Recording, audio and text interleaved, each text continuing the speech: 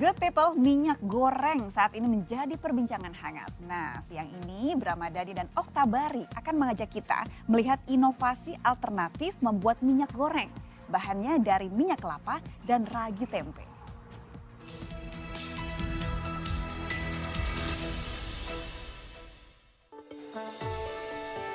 Banyaknya permintaan konsumen membuat harga minyak goreng tidak stabil beberapa pekan yang lalu. Kini aturan dari pemerintah pun ada 3 harga untuk minyak goreng, yaitu Rp11.500 untuk kemasan curah, Rp13.500 untuk kemasan sederhana, dan Rp14.000 untuk kemasan premium. Good people, belanja bulanan masih beli minyak goreng di supermarket? Gimana kalau sekarang kita buat sendiri? Nah, saat ini saya berada di BRIN, Badan Riset dan Inovasi Nasional, Pusat Riset Kimia Kawasan Puspitek, Serpong, Tangerang Selatan. Kali ini saya akan ngajakin good people buat melihat proses pembuatan minyak goreng, tapi menggunakan minyak kelapa dan ragi tempe. Penasaran? Yuk! Berusaha memberikan alternatif, para peneliti dari Badan Riset dan Inovasi Nasional atau BRIN berhasil membuat minyak goreng dari kelapa dengan teknik fermentasi ragi tempe. Selain bisa sebagai minyak goreng yang lebih sehat dibanding minyak goreng dari kelapa sawit, minyak ini juga baik untuk bahan baku industri kosmetik loh good people. Peneliti menggunakan ragi tempe karena sebagai perombak santan yang lebih aman, sehingga bisa menghasilkan minyak kelapa yang sangat baik. Ragi tempe ini juga mudah ditemukan di pasaran dengan harga yang terjangkau, sehingga bisa diproduksi sendiri oleh masyarakat.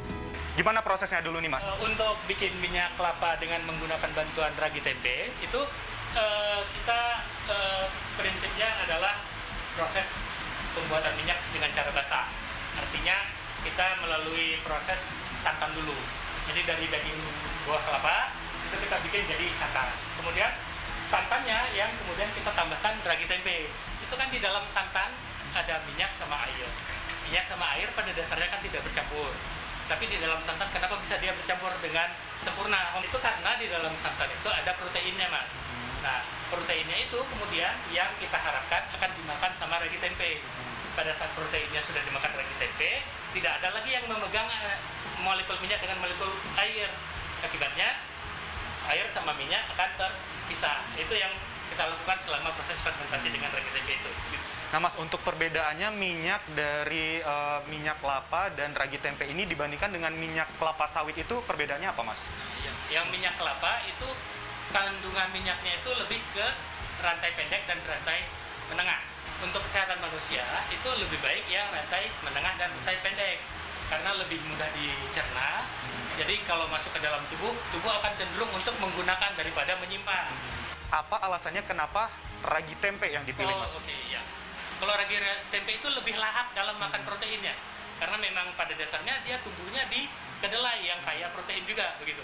Jadi itu keunggulannya sehingga prosesnya bisa lebih cepat. Apakah kita bisa menggunakan ragi roti dan ragi tape untuk proses ini?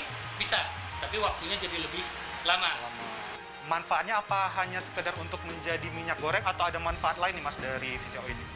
Besar kemungkinan minyak sawit, kalau kita banyak makan minyak kelapa, dampaknya tidak lebih cepat gemuk dibandingkan kalau minyak sawit begitu. Dalam beberapa tahun terakhir, tren menggunakan minyak kelapa makin meningkat, seperti jenis Virgin Coconut Oil atau VCO alias minyak kelapa murni.